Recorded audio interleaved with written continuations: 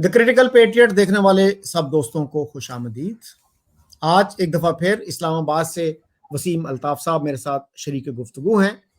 वसीम साहब, बिलावल के दौरे की हर तरफ बात हो रही है। वो इंडिया से होके आए हैं। आपने बहुत सारे व्लॉग्स देखे होंगे, बाकी मेन स्ट्रीम मीडिया में भी कमेंट्स देखे होंगे। तो क्या कहेंगे ब्रीफली आप इस दौरे के बारे में? देखिए जी, एक इंतहाई कमज़ोर हुकूमत, एक इंतहाई कमज़ोर रियासत का एक इंतहाई कमज़ोर वज़ीर ख़ारजा इंडिया गया और उसने वहाँ जाके क्या कहना था, क्या करना था, वो तो पहले से अंडरस्टूड था। वो तो इंडिया गया ही नहीं था। वो तो एससीओ के इजलास में शिरकत के लिए गया था, जैसे कि उसने खुद कहा। उसने कहा जी मैं तो एससीओ के इजलास में शिरकत के लिए जा रहा हूँ, और उसने बिल्कुल इंडिया को निगेट कर दिया। तो वो एससीओ के इजलास में शिरकत के लिए वो गोवा गया। वहाँ पे गोवा की उसने बीचेस देखी, बड़े मज़ेदार किस्म के नाश्ते किए, और उसके बाद फिर वो उसने एक कल्चरल शो देखा, इजलास में शिरकत की, एक प्रेस कॉन्फ्रेंस की, और उसके बाद वो वापस आ गया। तो मुझे तो नहीं लगता कि उसका जो विजिट था वो किसी भी लिहाज से उसकी कोई सिग्निफिकेंस थी। वो तो मैं समझता हूँ कि एक अपॉर्चुनिटी थी जो ज़ाय कर दी इन्होंने, यानी कॉन्फिडेंस बिल्डिंग मेजर के हवाले से एक अपॉर्चुनिटी मिली थी जिसको ग्रैब किया जाना चाहिए था। लेकिन वो तो बिल्कुल ज़ीरो बटा ज़ीरो वहाँ से वापस आ गए, बल्कि शायद हालात मज़ीद ख़राब हो गए हमारे इंडिया के साथ। अगर बिलावल ना जाता तो मेरा ख़्याल है शायद कुछ बेहतर रहते। लेकिन मैं तो बिल्कुल समझता हूँ कि it was a total failure हर लिहाज से। और अब वो वापस आ गए हैं। अब बहस हो रही है इस बात पे जी कि उन्होंने वो नमस्ते क्यों कहा, और उन्होंने शलवार कमीज क्यों पहनी, और वो किस मेज पे बैठे, और किस से उन्होंने क्या बात की। और बस ये बातें इररेलेवेंट, फजूल, नॉनसेंसिकल डिस्कशंस। अदरवाइज सब्सटेंटिवली तो कुछ भी नहीं हुआ जी इस हवाले से। ये है मुख्तसरन। अच्छा वसीम साहब, आपको पता है कि जो प्रेस कॉन्फ्रेंस की बिलावल ने, उसमें किसी इंडियन जर्नलिस्ट को, किसी फॉरेन जर्नलिस्ट को आने की इजाजत नहीं थी। जी और ये इतनी हैरान कौन बात है। वो किसी इंडियन ने कहा अपना ट्वीट में कि अगर उन्होंने पाकिस्तानी जर्नलिस्टों ही से बात करनी थी तो उनको गोवा आने की जरूरत क्या थी। वो इस्लामाबाद में कर सकते थे, कराची में कर सकते थे, लाहौर में कर सकते थे। तो ये क्या लैक ऑफ कॉन्फिडेंस है, it is sense of insecurity कि आप फॉरेन जर्नलिस्टों से, इंडियन जर्नलिस्टों से भी वहां जाके इंटरेक्ट नहीं करना चाहते। वो जाहिर है कि फिर सख्त सवाल होने थे, और सख्त सवालों के लिए ये लोग तैयार होते नहीं है जनरली। ये पूरी ब्रीफिंग कहीं और से लेते हैं, पिंडी से इनको ब्रीफिंग मिलती है, और फिर ये चले जाते हैं। बाकी बिलावल जो है वो तो पूरी दुनिया का आपको पता है कि वो दौरा कर रहे हैं आजकल। हर जगह वो चले जाते हैं, ओकेजनल स्टॉप ओवर्स करते हैं इस्लामाबाद में, फिर चले जाते हैं।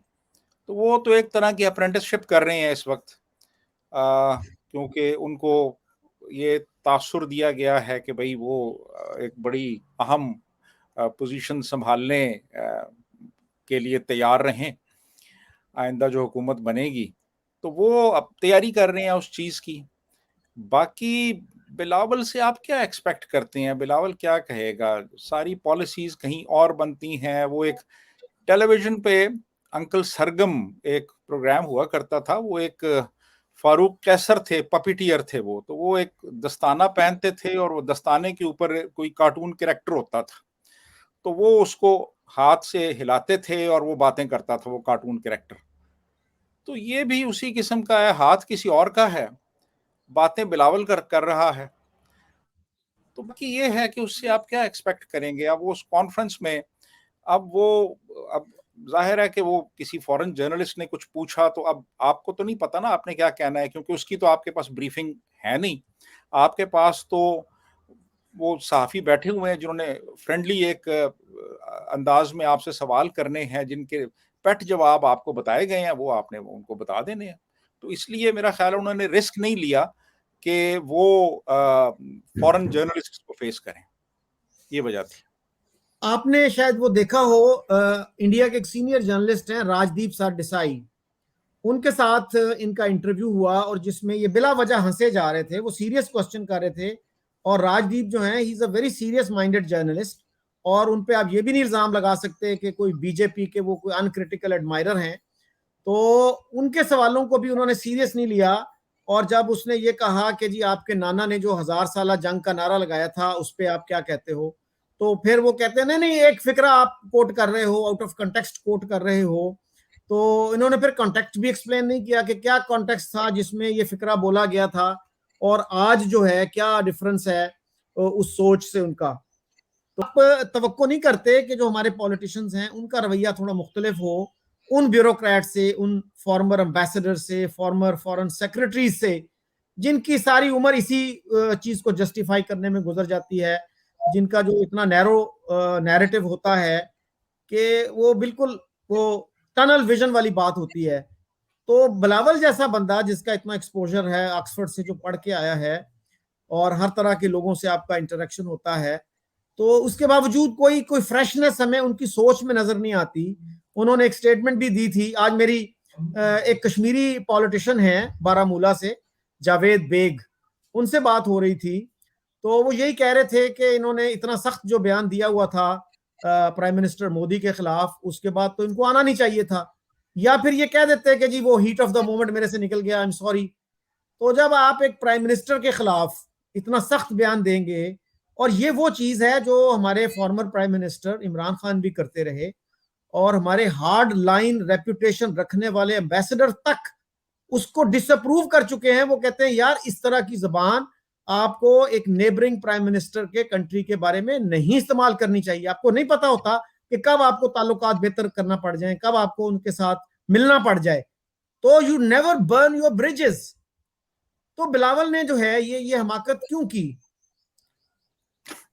असल में जी ये इस किस्म की जुबान बिलावल की वालदा भी इस्तेमाल करती रही हैं, और इसी किस्म की जुबान बिलावल के नाना भी इस्तेमाल करते रहे हैं। तो ये कोई ऐसी अनहोनी बात नहीं है। 65 की जो वॉर हुई थी उसमें भुट्टो साहब का रोल था उसमें बाकायदा तौर पे, और उसके बाद जब बेनज़ीर आई हैं तो वो भी बहुत ही हार्श लैंग्वेज इस्तेमाल करती रहीं। बल्कि आपको शायद याद हो कि कराची में इंडियन एक कॉन्सुलेट था जिसको उन्होंने बंद करवा दिया था 90s में, और वो बहुत उसकी अहमियत थी इस हवाले से कि बेशुमार लोग जो कि इंडिया जाते हैं पाकिस्तान से, वो सिंध से जाते हैं, खसूसन सिंध अर्बन से। तो वो कॉन्सुलेट बेनज़ीर ने बंद करवाया था, और उसके बाद फिर बिलावल जो हैं उनसे आप क्या उम्मीद रखेंगे? वो तो ज़ाहिर है कि उनकी कोई एज़ अ डिप्लोमेट तो ट्रेनिंग है भी नहीं है, और ना उनको कोई डिप्लोमेसी का बहुत ज़्यादा पता है। बेसिकली तो वो ही प्लेज टू द गैलरी कि यार वहाँ पे किस बात के करने से लोग वाह वाह करेंगे और नारे लगेंगे और कहा जाएगा जी वो जी बिलावल छा गया है, बिलावल ने तो जनाब कमाल कर दिया है, इंडिया जाके उसने ये कह दिया और वो कह दिया। और उससे पहले उसने जनाब यानी बुचर ऑफ गुजरात की बात की। लेकिन इन लोगों को पता नहीं है कि यार ये जो इस किस्म की बातें होती हैं ये किसी भी सूरत में नहीं करनी चाहिए। इंटरनेशनल रिलेशंस में कोई भी परमानेंट एनिमीज और कोई भी परमानेंट फ्रेंड्स नहीं होते, और आज जिसके साथ आप एक दुश्मनी है आपकी, कल को दोस्ती भी हो सकती है। तो फिर ऐसी बात ना करें कि कल को दोस्ती हो और आपको शर्मिंदा होना पड़े। तो इस किस्म की तो इनकी कोई तरबियत है नहीं। और फिर जो लोग फीड करते हैं वो हमारे डिप्लोमेट्स हैं।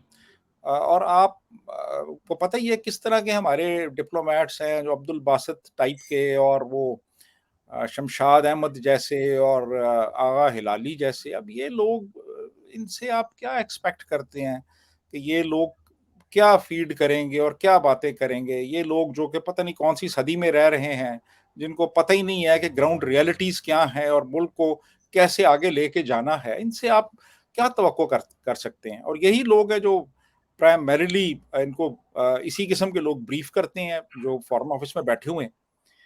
तो मेरे लिए तो कोई इतनी अनहोनी बात नहीं है कि बिलावल, लेकिन बहरहाल फिर भी तवक्कुआत थी कि यार ये यंग लड़का है, पढ़ा लिखा है, बाहर से पढ़ा है, कुछ थोड़ा बहुत इसमें कुछ वो एक समझदारी होगी, ज़हीन होगा। लेकिन नहीं, बहुत मायूस किया इसने, बहुत मायूस किए। और देखें ना, कोई कोई रिजल्ट तो निकला नहीं है, और हालात मजीद खराब करके आ गया वहां से वो, और नारे लग रहे हैं यहाँ पे। तो मुझे तो कोई तवक्कुआत नहीं है इनसे। जो हमारे फॉरेन ऑफिस में बाबे बैठे हुए हैं, जिस किस्म की उनकी सोच है, इन्हीं इसी किस्म की इन लोगों की सोच है। तो आप मैंने बहुत ज्यादा हौसला रखें इनसे। मैंने सुशांत सरीन है एक इंडियन जो पाकिस्तान को वॉच करते रहे हैं बड़े अरसे से, और उनके वाले साहब को भी मैं जानता था। वो भी ही एक्चुअली स्टार्टेड दैट ऑर्गेनाइजेशन। वो नेबरिंग कंट्रीज के मीडिया को मॉनिटर करते थे, तो अब ये कर रहे हैं। तो उनका एक कमेंट था, तो उसमें उन्होंने इस तरह की बातें ही की कि बिलावल की वालदा भी और इनके नाना भी they have been using irresponsible rhetoric against India. और बेनजीर का भी उन्होंने रेफरेंस दिया कि उस वक्त के जो गवर्नर थे जगमोहन कश्मीर के, उनके बारे में उन्होंने बड़ी ही रिस्पॉन्सिबल लैंग्वेज इस्तेमाल की। वो तो इस तरह की बात कर रहे थे कि जगमोहन के होंगे टुकड़े और वगैरह वगैरह। और इसी तरह से कराची कॉन्सुलेट के बंद करने की भी उन्होंने बात की। और आपको पता है कि कराची कॉन्सुलेट के एक वहां पे कौंसल जनरल हुआ करते थे जो बाद में पॉलिटिशियन हो गए, और वो बड़े ही सेंसिबल आदमी हैं, पाकिस्तान के साथ हमेशा अच्छे ताल्लुकात की बात करते हैं। तो उन्होंने उन दिनों में एक ओपन लेटर भी लिखा था बेनजीर को, और पुरानी कुछ यादों की जो है ना उनको याद दहानी भी करवाई थी कि उस वक्त आप ये कहा करती थी, और अब जो है आपने हमारा कॉन्सुलेट वहां बंद कर दिया बगैर किसी वजह के। तो अब ये बताइएगा कि क्या है, हमें क्या क्या करना चाहिए। जो थिंकिंग सेक्शंस हैं, अब बिलावल जैसे जो लोग हैं, वो जो कहते हैं born with a silver spoon, उनको तो शायद अंदाजा नहीं है कि पाकिस्तान इस वक्त किस किस मुसीबत में है। उनके लिए तो अगर पाकिस्तान की इकोनॉमी डूब भी जाए तो वो तो आसानी से मुल्क से बाहर जा सकते हैं। तो जो लोग यहाँ पे जिन्होंने रहना है, उनके लिए क्या है, क्या करना चाहिए उनको? Should they not stand up and be counted? देखिए जी, बिल्कुल मैं समझता हूँ कि जितनी भी हमारे यहाँ जो पीस एक्टिविस्ट्स हैं, जो इंटेलेक्चुअल्स हैं, जो लोग रैशनली साइंटिफिकली सोचते हैं, उनका फर्ज है कि वो लोगों को अवेयरनेस दें, लोगों को बताएं, एक ओपिनियन बनाएं, एक प्रेशर बिल्ड अप करें कि यार देखें, पाकिस्तान कभी भी दुनिया में तरक्की नहीं कर सकता जब तक कि पाकिस्तान इंडिया के साथ ताल्लुकात बेहतर नहीं करता। ये बहुत ज़रूरी है हमारी बका के लिए और हमारी मुआशी तरक्की के लिए कि हम इंडिया से, हम खसूसन इंडिया से हम अपने हालात दुरुस्त करें, और बाकी हमसायों से भी करें, और इंडिया से ख़ास तौर पे हमारे ताल्लुकात बेहतरी की तरफ जाएंगे तो हमारा मुल्क भी बेहतरी की तरफ जाएगा। अब इस किस्म के जो बयानात हैं, वो तो हर तरह की जो पीस इनिशिएटिव्स हैं उनको वो बर्बाद कर देते हैं। तो मेरा ख्याल ये है कि जो भी यहाँ पे रैशनल इंटेलेक्चुअल्स हैं, पीस एक्टिविस्ट्स हैं, और राइटर्स हैं, सोशल इन्फ्लुएंसर्स हैं, उनको अपने आप को ज़्यादा एक्टिव करने की ज़रूरत है। और लोगों को बताएं कि यार देखें, आपकी फलाह, आपके मुल्क की फलाह इसी में है कि इंडिया के साथ अच्छे ताल्लुकात हों। और मेरा ख्याल है कि जो एक अवाम का जो एक प्रेशर होता है, या अवाम का एक कह लें कि का जो एटीट्यूड होता है, वो फिर अफेक्ट भी करता है गवर्नमेंट पॉलिसीज को। तो ये रोल तो सभी रैशनलिस्ट्स को, और जो यहाँ के पीस एक्टिविस्ट्स हैं, उनको प्ले करना चाहिए। जी वसीम साहब, क्या करना चाहिए एग्जैक्टली exactly? क्योंकि जो दूसरा स्कूल ऑफ थॉट है ना, वो फौरन ये कह देता है कि ये जो पीस एक्टिविस्ट है ना, ये तो चाहते हैं कश्मीर बेच दिया जाए, कश्मीरियों के खून का सौदा कर दिया जाए, और गैरत के ऊपर समझौता कर लिया जाए। गैरत का लफ्ज वो बहुत यूज करते हैं। एक मेजर साहब हैं लंदन में, मेजर आदल राजा, उन्होंने कुछ इस तरह की लैंग्वेज यूज की कि इंडिया के साथ अच्छे ताल्लुकात होने चाहिए, लेकिन गैरत की कीमत पर नहीं, लेकिन कश्मीरियों के जो है ना खून को बेचकर नहीं। तो how to counter that rhetoric, और फिर क्या करना चाहिए पीस एक्टिविस्ट को, क्या उनको, जो हमारे टीवी एंकर्स हैं, जो प्रोमिनेंट कॉलम नवीस हैं, उनके एड्रेसेस, ईमेल, एसएमएस करने चाहिए, कुछ उनके जो सेल नंबर्स हैं वो हासिल करने चाहिए, व्हाट्सएप के नंबर हासिल करने चाहिए, उनके साथ इंटरेक्ट करना चाहिए, उनको इंगेज करना चाहिए, क्या करना चाहिए? देखिए शकील भाई, बेसिकली तो इसमें ये सारी चीज़ें आ जाती हैं कि आपने इन्फ्लुएंस करना है पब्लिक ओपिनियन को। तो उसके लिए आप लिखें, आप इस तरह के जो प्रोग्राम्स हैं वीलॉग्स वो करें, आप अपना ज़ाती तल्लुकात हैं जो आपका इन्फ्लुएंस हो सकता है जिन लोगों को, उनको बताएं। यही तरीके हैं। देखें ना, अगर रियासती सतह पे कुछ नहीं हो रहा तो फिर गैर रियासती सतह पे तो यही कुछ है जो कि किया जा सकता है। और मैं समझता हूँ कि अगर कोई जनरल बाजवा की खूबी थी या कोई ऐसी उनमें ऐसी बात थी कि उनके सारे गुनाह उससे धुल जाते हैं, तो वो यही थी कि वो कोशिश कर रहे थे कि इंडिया के साथ पीस हो जाए, इंडिया के साथ ताल्लुकात बेहतर हो जाएँ। लेकिन वो इमरान खान साहब ने वो होने नहीं दिया, बल्कि उससे भी ज़्यादा वो जो शाह महमूद कुरैशी थे, उनका बड़ा रोल है इस चीज़ में। क्योंकि इंडिया के साथ ट्रेड शुरू होने वाली थी, लेकिन शाह महमूद कुरैशी ने इमरान खान को कहा कि भई ये ना करो, इससे हमारा जो पब्लिक इमेज है वो अफेक्ट होगा। तो वो फिर ट्रेड नहीं हो सका शुरू। तो अलबत्ता जनरल बाजवा देखें ना, जनरली ये होता रहा है कि मिसाल के तौर पे नवाज शरीफ इंटरेस्टेड थे कि इंडिया के साथ ताल्लुकात बेहतर हों, लेकिन फौज उस वक्त उनके साथ नहीं थी। अब इमरान के दौर में it was the other way round, कि जनरल बाजवा इंटरेस्टेड थे, इमरान इंटरेस्टेड नहीं था। तो वो फिर आगे पेशरफ्त हो नहीं सकी इंडिया के साथ ताल्लुकात बेहतर बनाने में। अदरवाइज ये बड़ी एक गोल्डन अपॉर्चुनिटी थी कि पिछले दौर में जब इमरान खान के पास हुकूमत थी और फौज भी रज़ामंद थी कि ताल्लुकात बेहतर बनाए जाएं, तो उस वक्त ये अपॉर्चुनिटी लूज कर दी गई। तो बाकी ये है कि मेरा ख्याल है जो कुछ भी हो सकता है अपने तौर पे, अपने लेवल पे, पीपल टू पीपल कांटेक्ट के हवाले से और एक इंटेलेक्चुअल डिस्कोर्स के हवाले से हमें अपना रोल प्ले करना चाहिए इसमें, और काउंटर करना चाहिए उन तमाम लोगों को जो कि दुश्मनी चाहते हैं, जो कि चाहते हैं कि एक एक कोल्ड वॉर जारी रहे और पीस ना हो। मैं तो उन लोगों को दुश्मन समझता हूँ पाकिस्तान का जो जो दुश्मनी को प्रमोट करते हैं। बाकी देखें, अगर डिस्प्यूट है हमारा कश्मीर पे तो वो डिस्प्यूट होता रहेगा रिजॉल्व। कम से कम बाकी एरियाज में तो पेशरफ्त होनी चाहिए ना, है जी।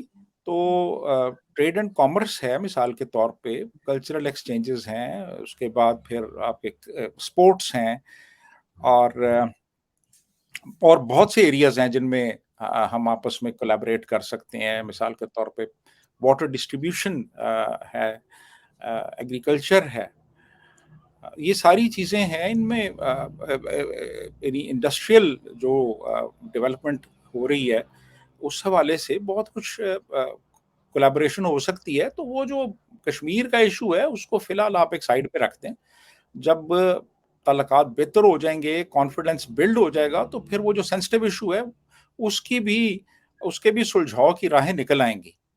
लेकिन जब आप बात ही यहाँ से करते हैं जी कि इंडिया दोबारा से 370 को रेस्टोर कर दे, जैसे बिलावल कह रहे थे, तो ये ऐसे ही है जैसे इंडिया पाकिस्तान को कहे जी कि 18वीं तरमीम को खत्म कर दें, है जी।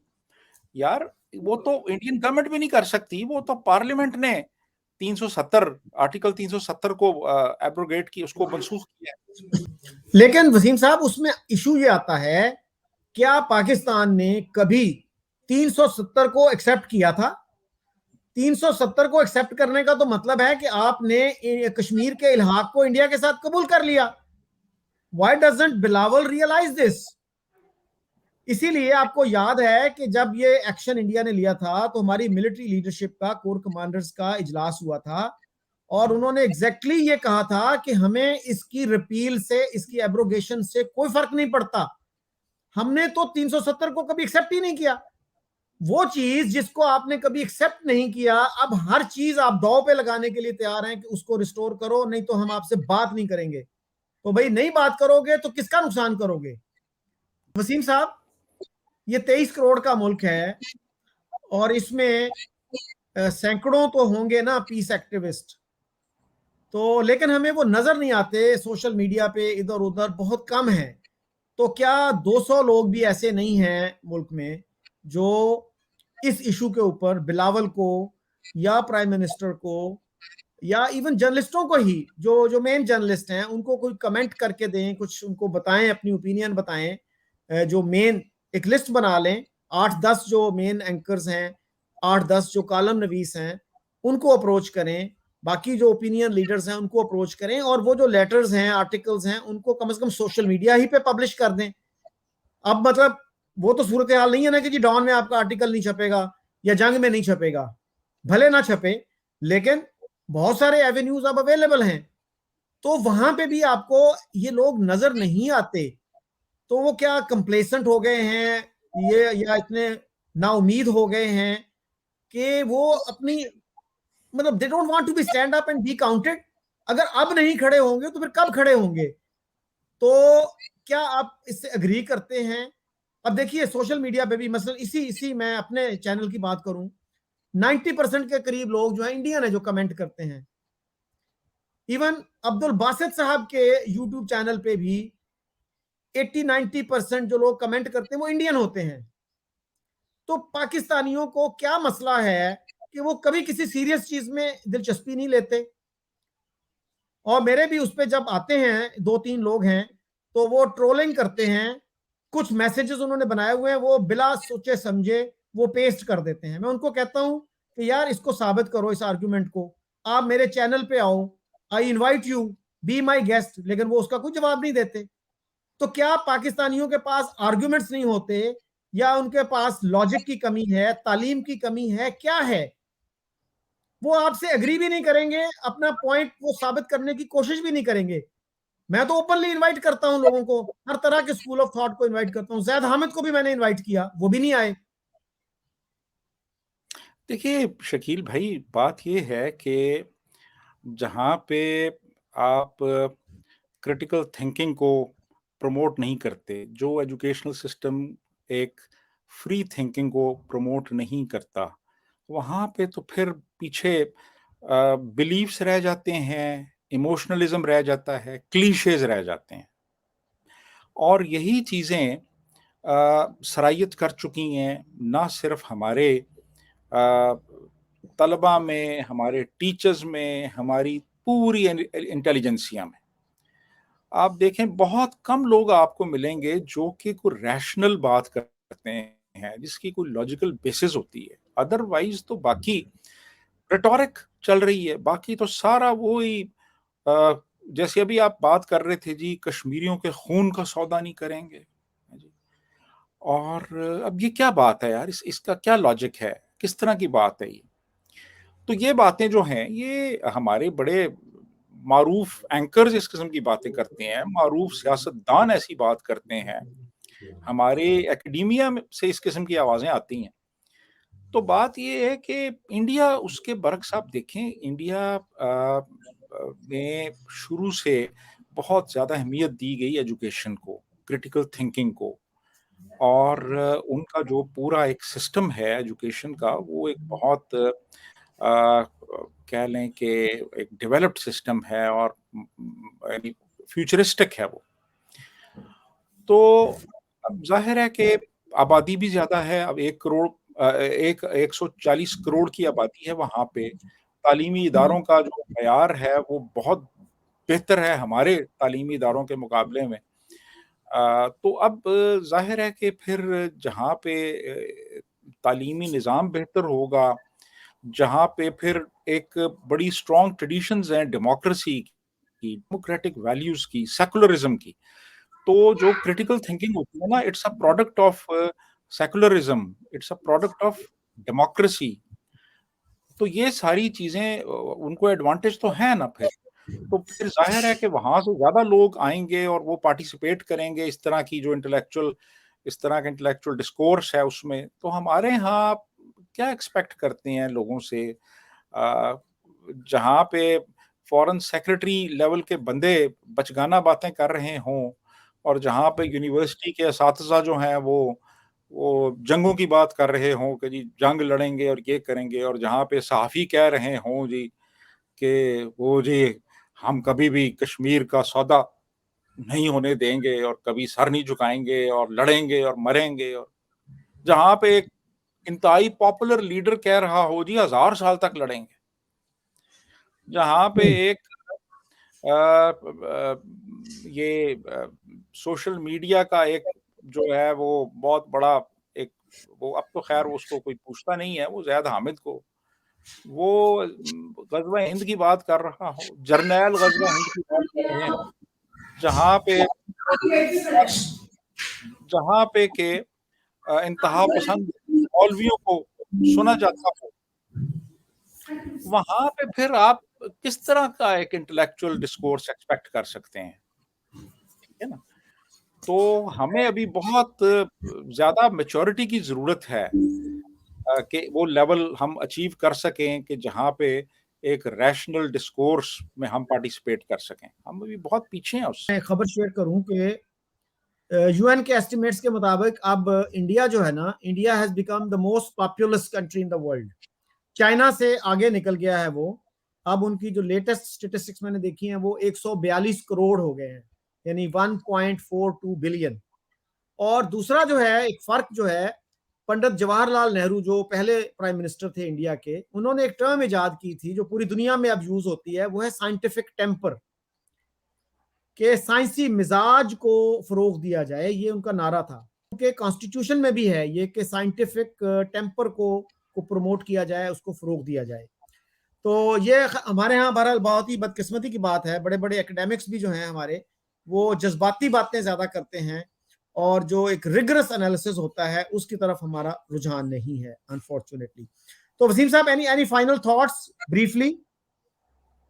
जी मैं यही कहूंगा जी कि हमें जरूरत सबसे ज्यादा इसी चीज की है कि साइंटिफिक टेम्पर जो है, साइंटिफिक टेम्पर का मतलब है चीजों को एम्पिरिकली देखना, ऑब्जेक्टिवली देखना, चीजों को रैशनली देखना, क्रिटिकली देखना, इंडिपेंडेंट थिंकिंग के साथ देखना, इसको प्रमोट करने की जरूरत है। और जब ये चीज प्रमोट होगी तो उसका एक नेचुरल कॉन्सिक्वेंस ये होगा कि फिर जो इमोशनलिज्म है वो कम होगा। जितने आप रैशनल होते हैं, आपकी जितनी क्रिटिकल थिंकिंग ज्यादा होती है, उतनी फिर उतना इमोशनलिज्म कम होता है, उतना फिर आप क्लीशेस का सहारा नहीं लेते। तो साइंटिफिक टेम्पर को प्रमोट करना ही हमारी निजात है, कि इस मुल्क में रैशनल अंदाज में चीज़ों को एनालाइज किया जाए, क्रिटिकली देखा जाए, साइंटिफिकली देखा जाए, एनालिसिस किया जाए, और जो भी डिसीजन मेकिंग हो वो बेस्ड हो आपकी रैशनल थिंकिंग पे, बजाय इसके कि आप नारों का सहारा लें, आप घड़े घड़ाए जो क्लीशेज हैं उनका सहारा लें, आप रैशनली चीज़ों को देखें। तो मेरा ख्याल है यही सबसे इम्पोर्टेंट तरीन चीज़ है कि इससे हालात और वाक़यात में बेहतरी आएगी। जी बिल्कुल, आपने सही कहा, हमें साइंटिफिक टेम्पर की जरूरत है और हमें एक डिस्पैशनेट जो एनालिसिस है, जायजा लेने की, हमारी जो पॉलिसीज हैं, कॉस्ट बेनिफिट एनालिसिस करने की जरूरत है हमारी पूरी फॉरेन पॉलिसी का, और खास तौर पे कश्मीर पॉलिसी का, कि इसने हमें पिछले 75 साल में क्या दिया है और पिछले 35 साल की जो मिलिटेंसी है कश्मीर में, उसने हमें क्या दिया है, कश्मीरी सोसाइटी को क्या दिया है। तो इसी के साथ मैं आपसे इजाजत चाहता हूँ। Thank you very much.